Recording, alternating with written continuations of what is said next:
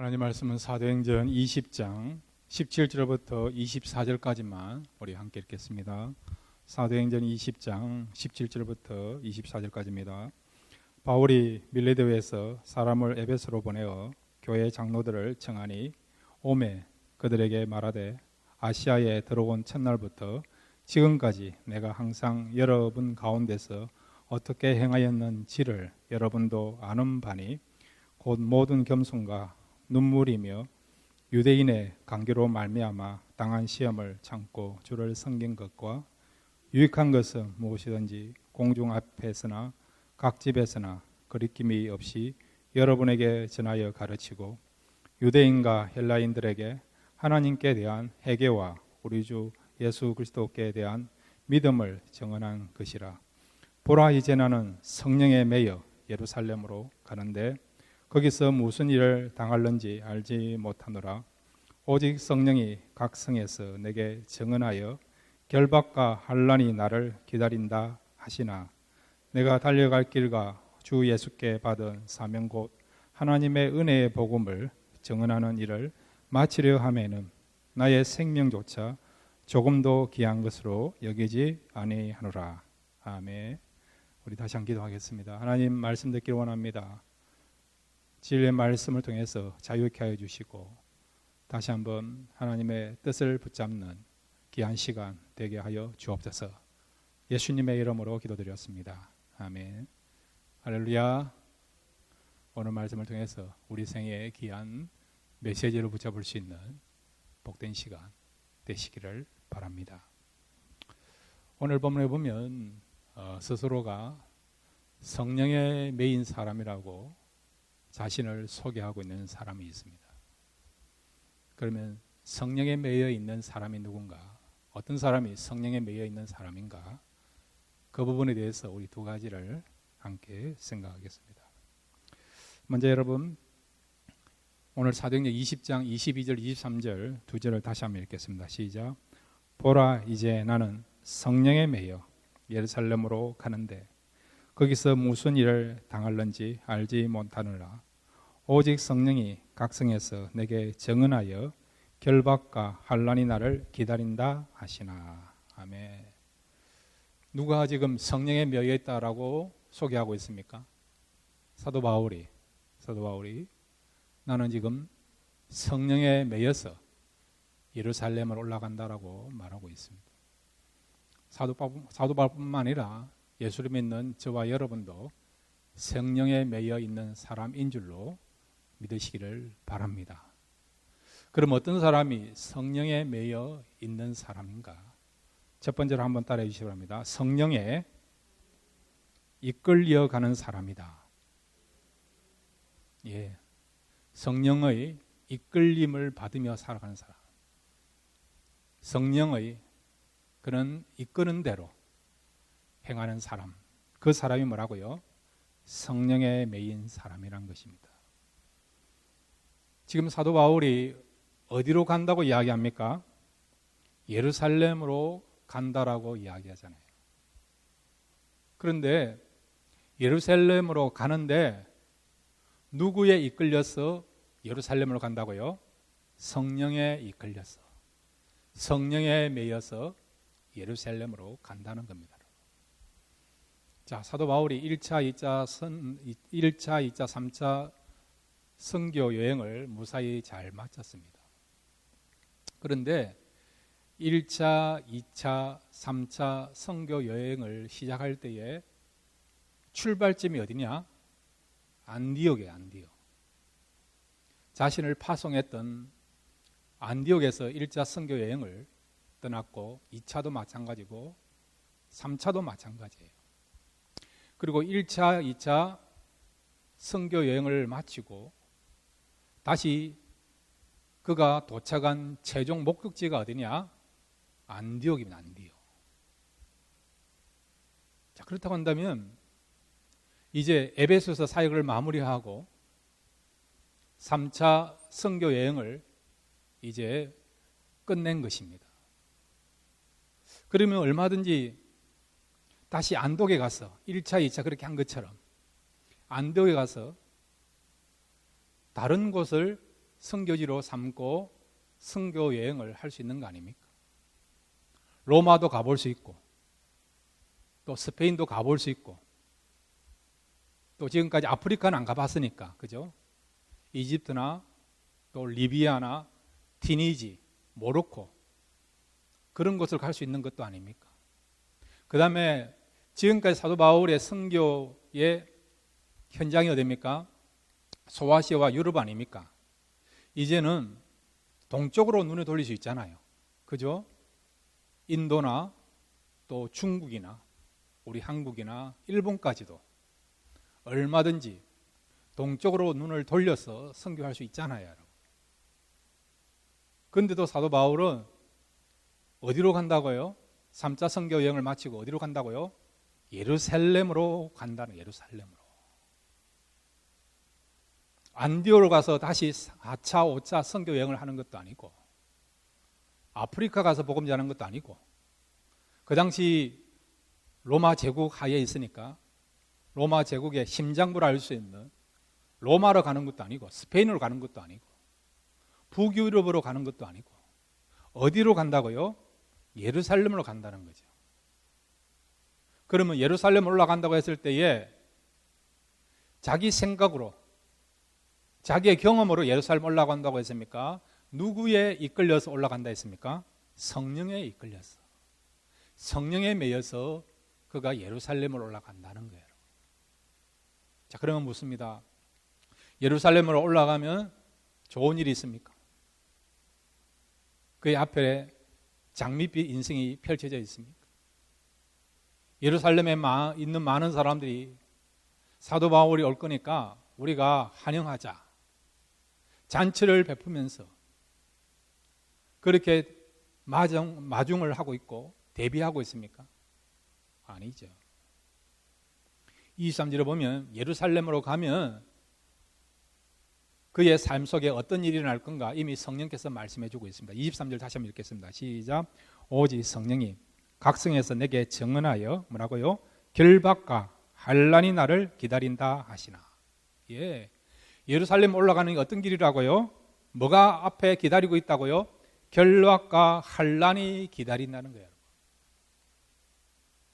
지금 예루살렘 올라가는 길은 환영받는 길이 아니에요, 여러분.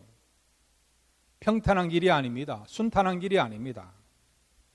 환난과 그 다음에 결박이 기다리고 있는 그런 곳이 지금 예루살렘으로 올라가는 길입니다. 사도 바울이 처음 예수를 믿고 난 뒤에 유대인들이요 사도 바울을 죽이려고 했어요. 자, 여러분, 사도행전 9장 23절부터 25절. 사도 바울이 예수를 믿고 난 뒤에 그 당시에 이스라엘에 있는 사람들이 사도 바울을 어떤 마음을 가지고 대하고 있는가? 사도행전 9장 23절에서 25절을 같이 읽겠습니다. 시작. 여러 날이 지나매 유대인들이 사울 죽이기를 공모하더니 그 계교가 사울에게 알려지니라. 그들이 그를 죽이려고 밤낮으로 성문까지 지키거늘 그의 제자들이 밤에 사울을 강주리에 담아 성벽에서 달아 내리니라. 아멘.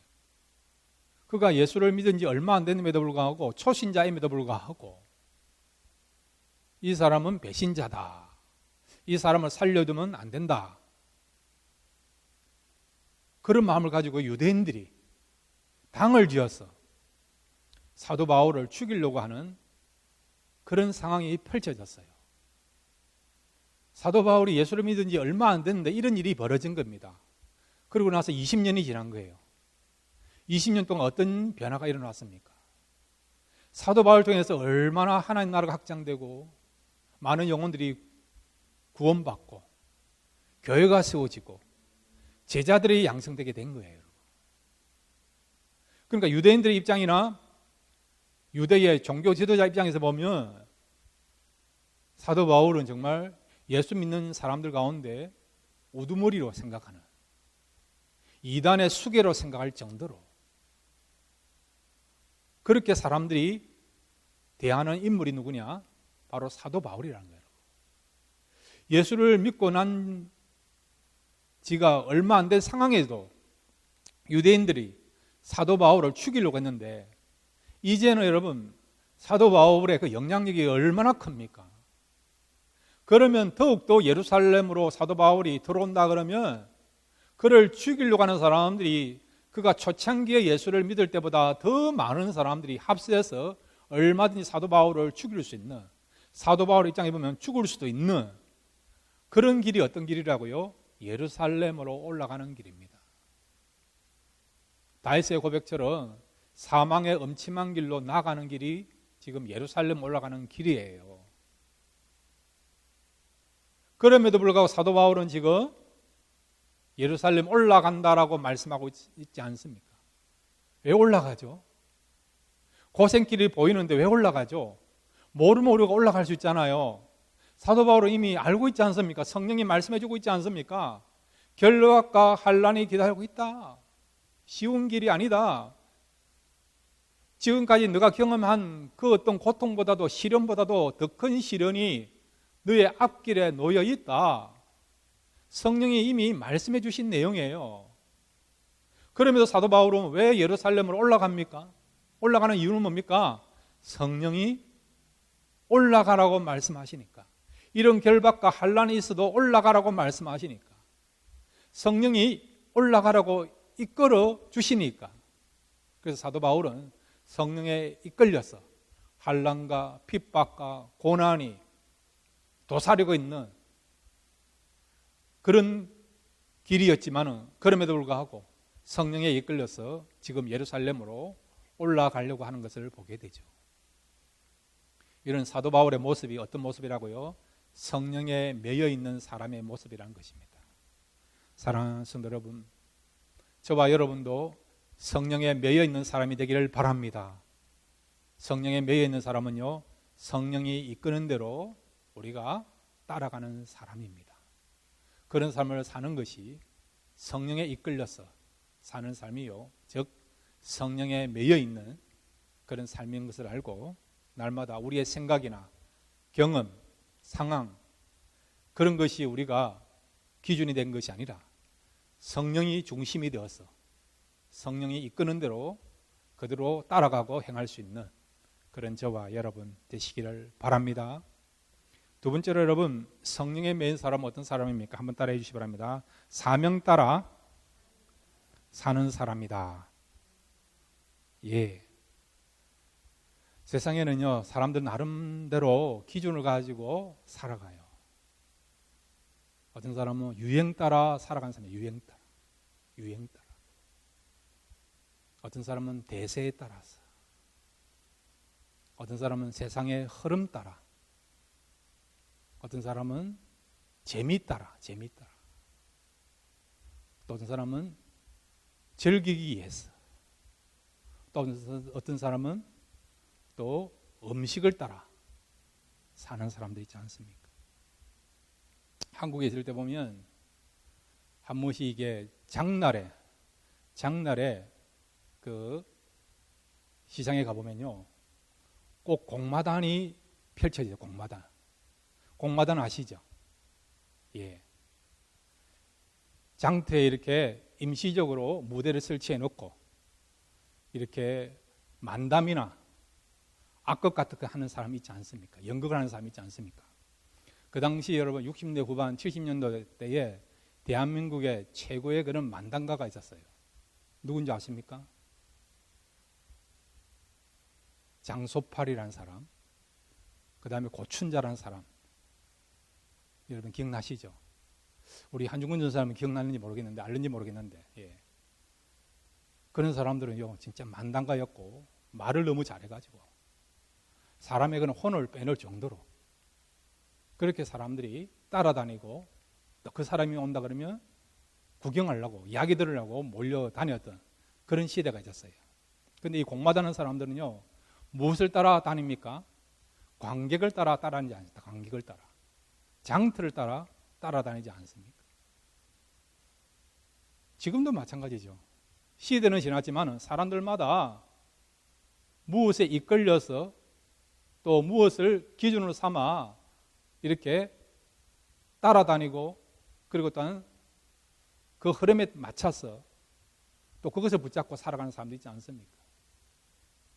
또 어떤 사람은 직업에 맞춰서 살아가는 사람도 있지만 직업에 맞춰서 교사는 그 일을 잘 감당함으로 그것을 또 기준 삼아 사는 사람이 있고, 또 운동하는 사람은 또 운동을 잘 함으로써, 또 운동하는 일에 힘을 쓰므로써 이것을 사명을 여기며 살아가는 사람이 있지 않습니까? 또 정치인은 정치 나름대로 국가와 민족을 위한다는 그런 마음을 가지고 거기에 마음을 다 쏟으면서 살아가는 사람이 있지 않습니까? 그 외에 여러분, 또 음악하는 사람, 또 미술하는 사람은 나름대로 사람을 또 기쁘게 하고 또한 즐겁게 해준다는 그런 어떤 사명의식을 가지고 그런 직업을 붙잡고 살아가는 사람도 있지 않습니까?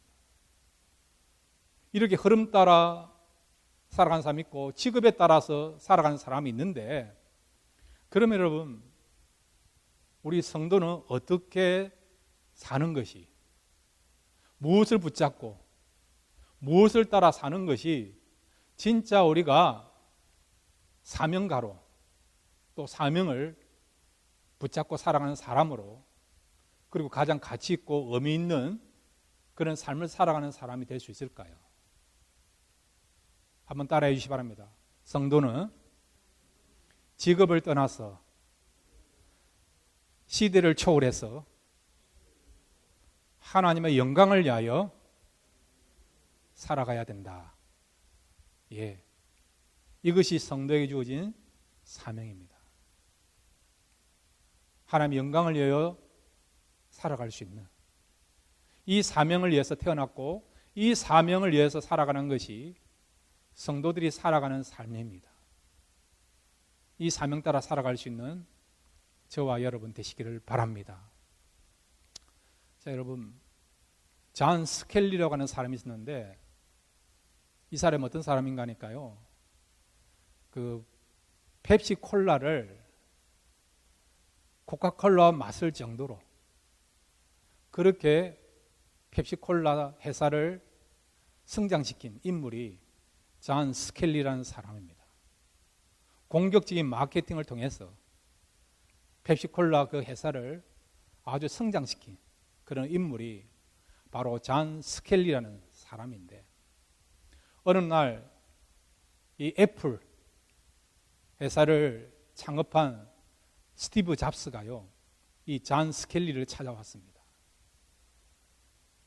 그래서 이 스티브 잡스가 존 스켈리를 찾아와가지고 하나를 제안한 거죠.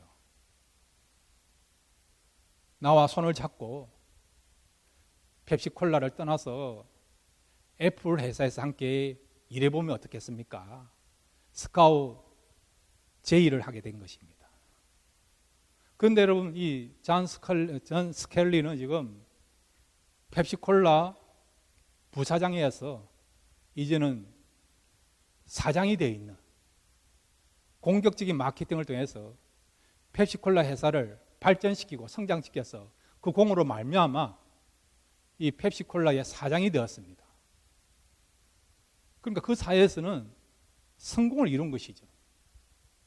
그런데 이렇게 스티브 잡스가 와가지고요, 이제 그 일을 그만두고 나와 함께 애플 회사에서 한번 일을 해보면 어떻겠습니까? 이렇게 제안을 하게 되게 된 거예요. 그런데 처음에는 거절한 겁니다. 그런데 또 스티브 잡스가 찾아와가지고요, 이 스켈리에게 충격적인 말을 하게 되게 된 것입니다.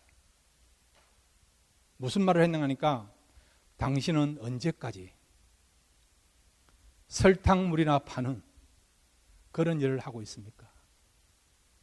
이제는 더 이상 그런 일을 하지 않고 나와 함께 세상을 바꿀 수 있는 일을 하면 어떻게 하면 좋겠습니까? 라고 그런 제안을 하게 되게 된 거예요.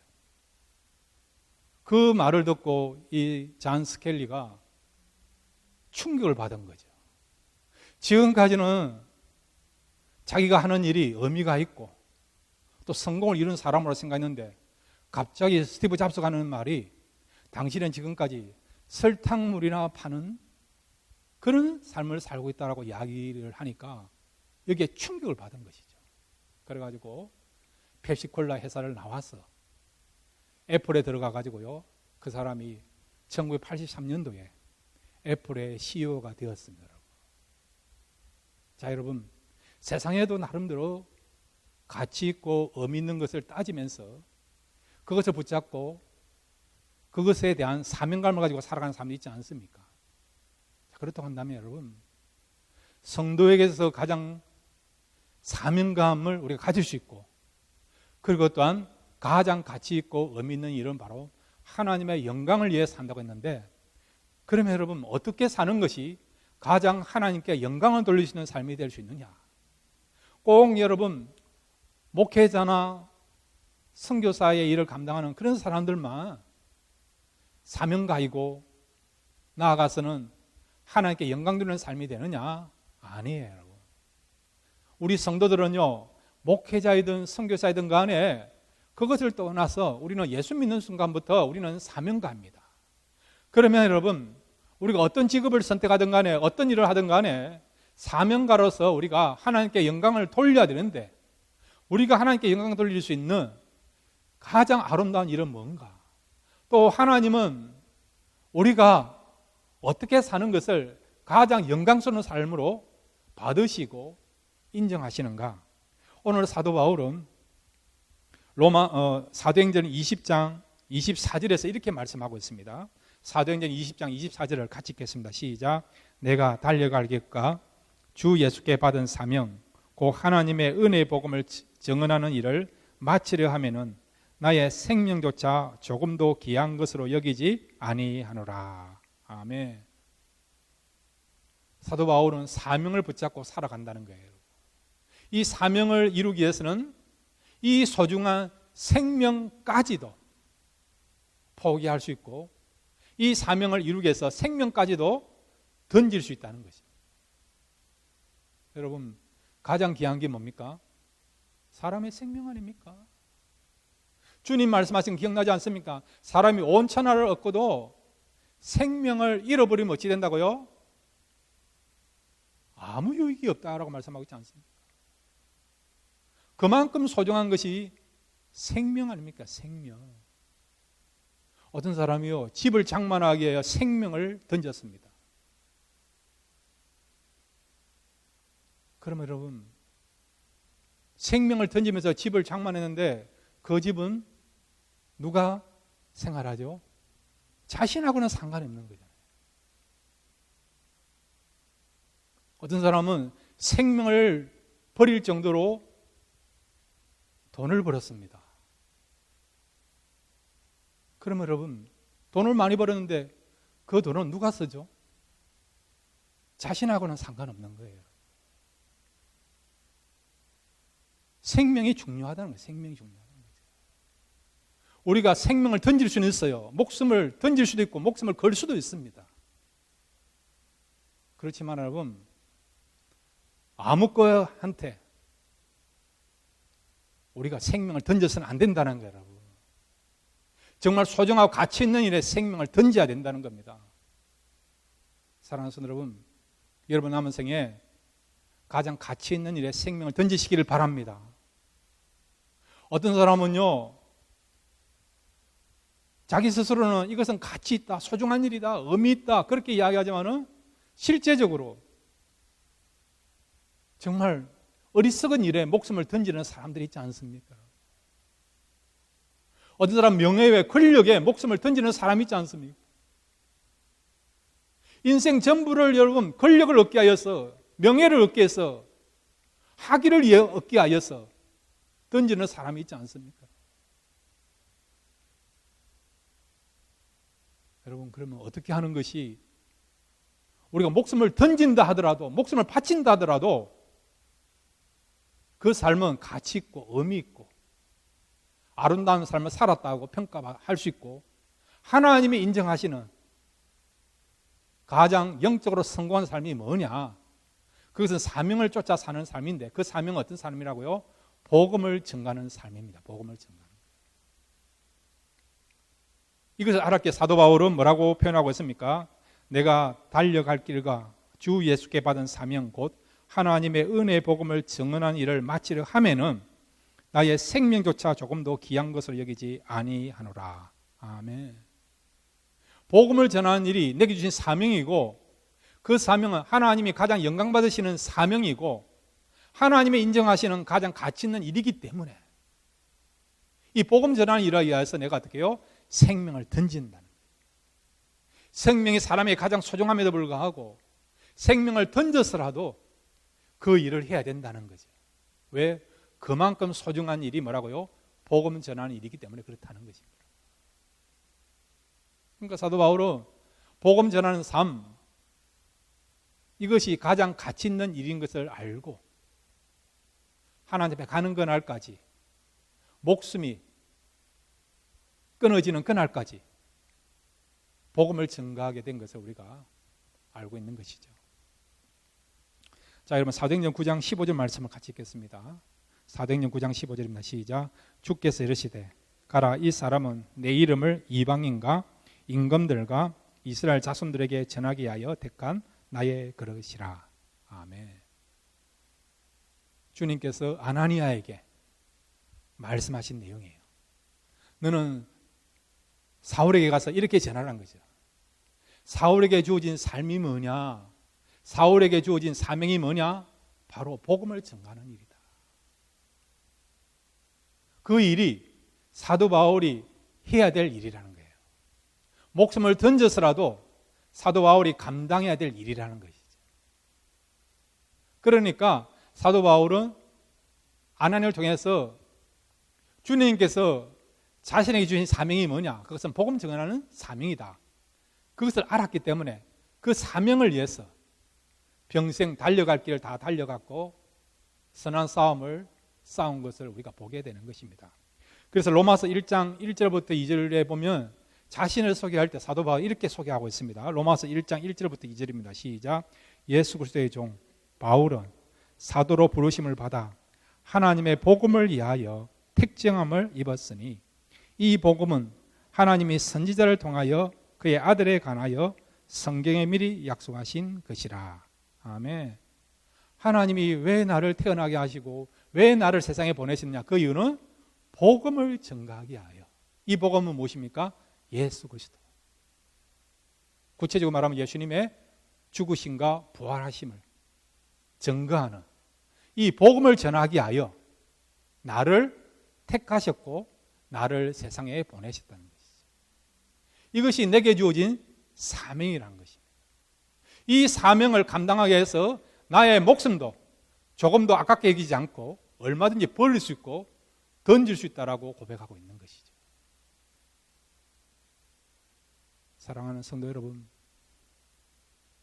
저와 여러분에게도 주어진 동일한 사명이 복음 전하는 사명입니다.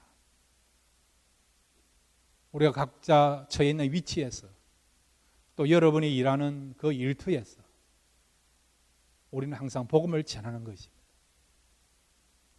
그러므로 여러분, 이 복음 전하는 사명 잘 감당할 때 하나님께서 가장 큰 영광을 받으실 줄로 믿습니다.